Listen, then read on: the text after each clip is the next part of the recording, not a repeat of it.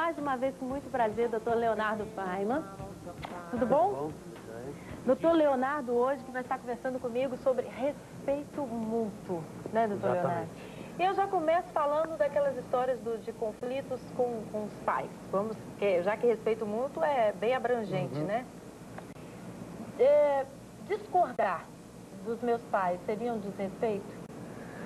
Não, seria um direito seu de vida e até um dever. Porque para você ser gente, você tem que cumprir os dois nascimentos. A gente tem um nascimento que é o biológico, que esse vem de graça. Você já nasceu, tá aí, tá assistindo a gente.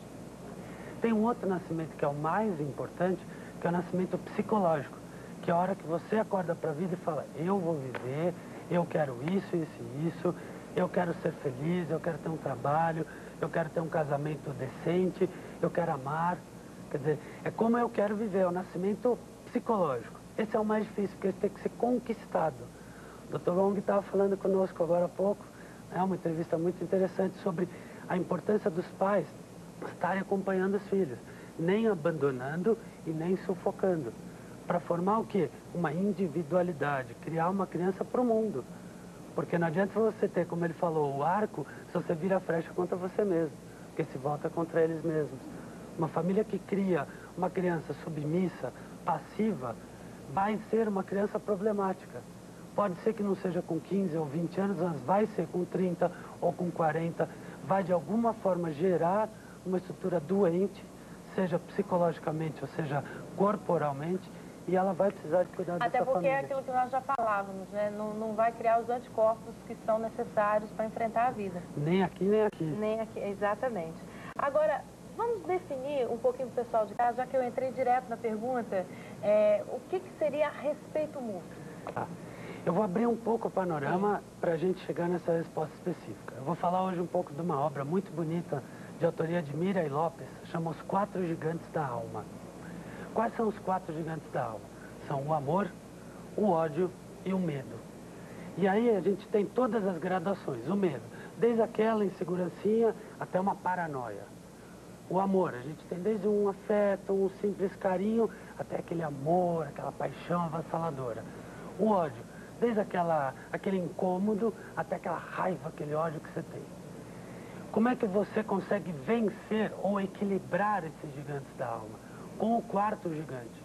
Qual é o quarto gigante? É o gigante do dever. É o gigante do caráter, Liliane.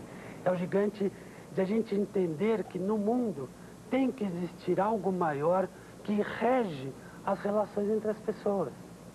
Que é o grande desafio do nosso próximo século.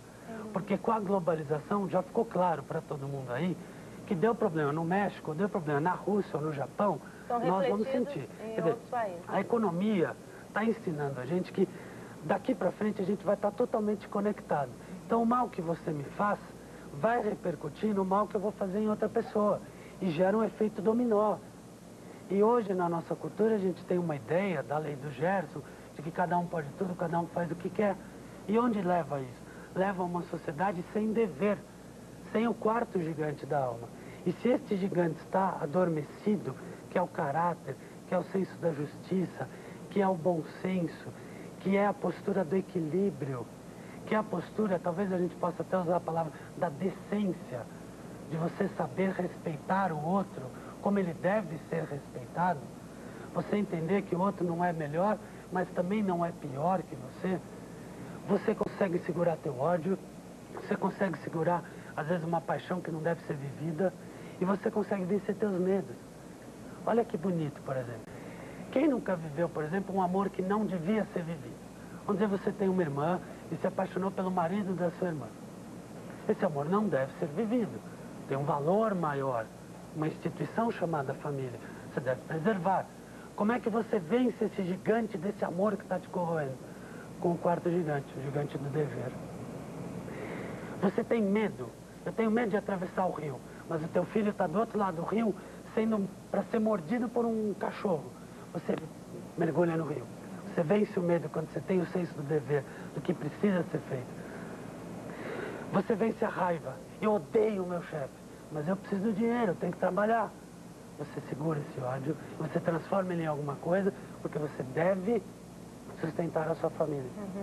Então, veja, é o senso do dever, é o quarto gigante que organiza todos os outros gigantes da alma. Essas emoções que muitas vezes tomam conta da gente e geram um imediatismo. Porque você imagina um mundo onde todo mundo faz só o que quer. É um mundo sem respeito. Aí você pode perguntar, poxa, mas então se todo mundo vai se respeitar, onde é que fica o autorrespeito? Aquilo que a gente falou na outra semana de autoestima. Aí entra a palavra o equilíbrio. Tem que existir um equilíbrio. Uma sociedade que não seja regida pelo autorrespeito e pela autoestima, num sentido equilibrado, é uma sociedade doente. É uma família doente, é uma empresa doente, é um casal doente.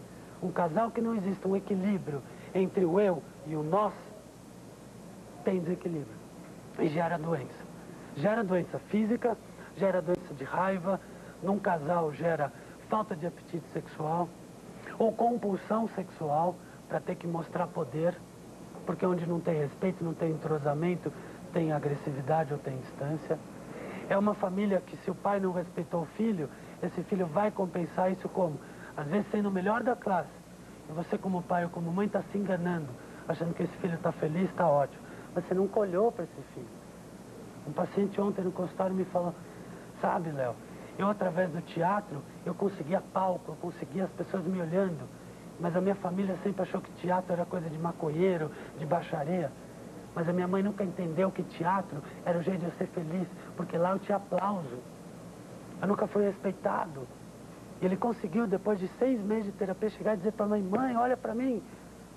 Porque ele precisou conquistar primeiro o autorrespeito, a autoestima, para depois conquistar o respeito da mãe. Aí eu te pergunto, você viu que eu estou deixando você falar aberto, né, Leonardo? Estou aqui viajando. Mas fica à vontade, estava aqui para trocar ideia. Nem respiro, que eu fico aqui, não estou interrompendo, mas agora eu quero interromper um pouquinho. Fala. Quando o respeito está associado à sinceridade e essa verdade dói? Olha, ninguém prometeu que viver a dois era fácil, quanto muito em sociedade. Alguém te prometeu quando você nasceu, ó, vai ser super tranquilo? Tem desafios, tem desafios. Um namoro, uma relação de pai e filho, patrão e empregado, toda relação tem discórdias. Porque tem o desejo de um e o desejo de outro. E às vezes você vai ter que ceder e às vezes você vai ter que se impor. Porque se você não se impuser, se você vai ou se passar uma rasteira e adoecer, ou você passa a rasteira no outro. Cedo ou tarde. Não existe essa gente engolir e jogar debaixo do tapete. Porque cria um bolo que cedo ou tarde a gente mesmo tropeça.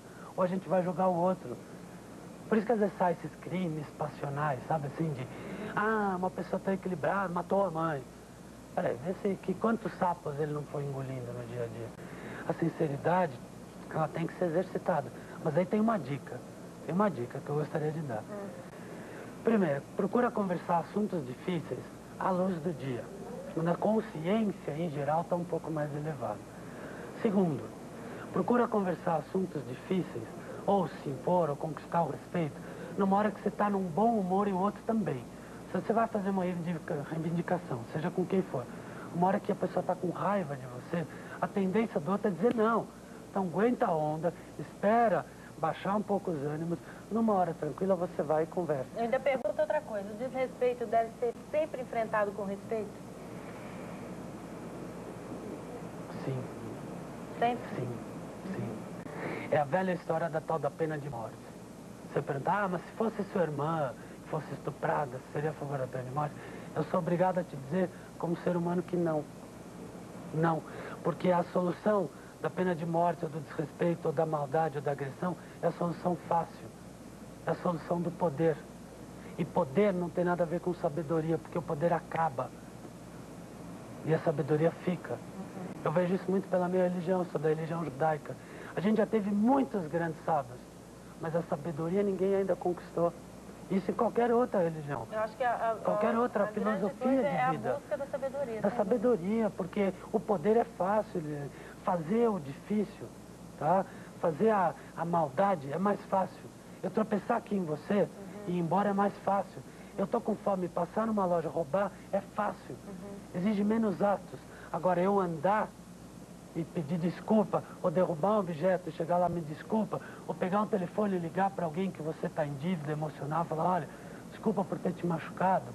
Ou para uma mãe dizer, olha, mãe, eu te cobrei injustamente coisas, mas você é uma ótima mãe.